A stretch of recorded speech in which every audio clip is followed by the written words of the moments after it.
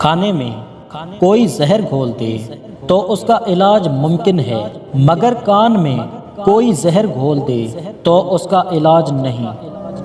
تکبر سے اپنا سر بلند نہ کر، کیونکہ جیتنے والا گولڈ میڈل سر جھکا کر ہی حاصل کرتا ہے۔ پریشانی خاموش رہنے سے کم، صبر کرنے سے ختم اور شکر کرنے سے خوشی میں تبدیل ہو جاتی ہے۔ زندگی کی اصل خوبصورتی یہ نہیں کہ تم کتنا خوش ہو، بلکہ زندگی کی اصل خوبصورتی یہ ہے کہ دوسرے تم سے کتنا خوش ہیں۔ اپنے کردار کو حسن اور پاکیزگی عطا کر کے سوچیں، الفاظ کا روپ دھارتی ہیں اور الفاظ عمل میں ڈھل کر کردار تکمیل دیتے ہیں، اور کردار آپ کا آئینہ ہوتا ہے۔